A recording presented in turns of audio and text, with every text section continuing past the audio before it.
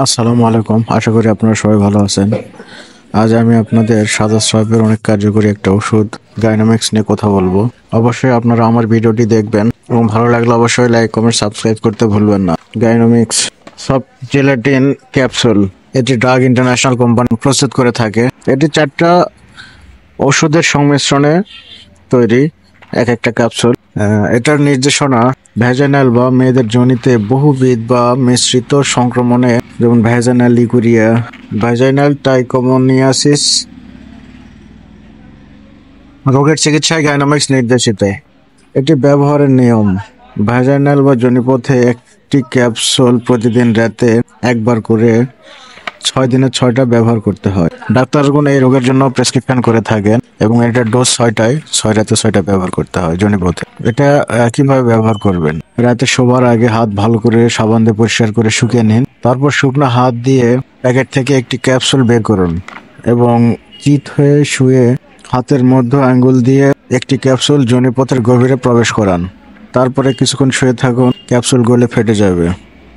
তারপর ভিতরের উপাদান এমনিতেই আস্তে আস্তে ছড়িয়ে পড়বে। এটি কারা ব্যবহার করতে পারবে না? যাদের মূত্রথলিতে সমস্যা আছে বা কিডনির প্রবলেম আছে, তারা এই ওষুধটি সতর্কতার সাথে ব্যবহার করবে।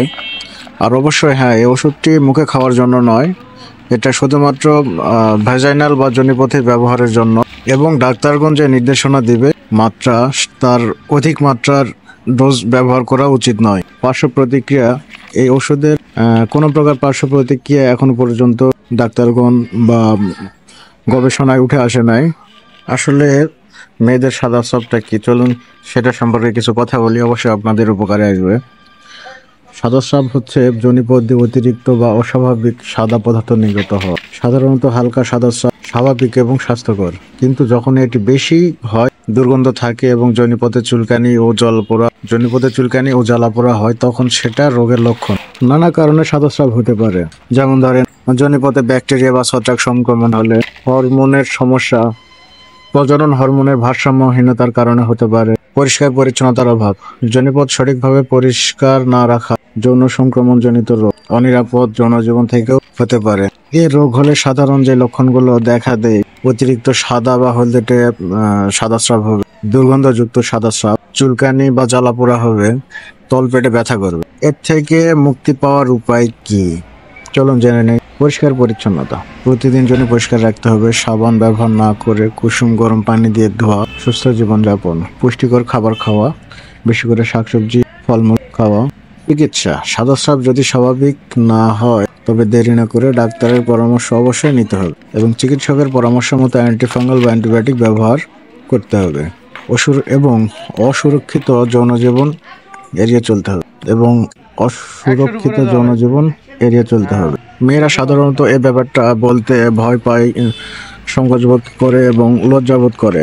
আমাদের পরিবারের মেয়েদের সাহস দিতে হবে, তাদের বোঝাতে হবে যে এটি একটি সাধারণ শারীরিক সমস্যা এবং লজ্জার কিচ্ছু নেই। সচেতনতা বাড়াতে পরিবার এবং সমাজকেও এগিয়ে আসতে হবে। মনে রাখতে হবে, স্বাস্থ্যই সম্পদ। শরীরের কোনো সমস্যা হলে মনে রাখতে হবে, স্বাস্থ্যই সম্পদ। শরীরের কোনো সমস্যা মনে হলে সঙ্গে সঙ্গে ডাক্তারের সাথে পরামর্শ করা উচিত। সবার উপকারে আসবে আমার এই, আশা করি সবার উপকারে আসবে আমার এই ভিডিওটি।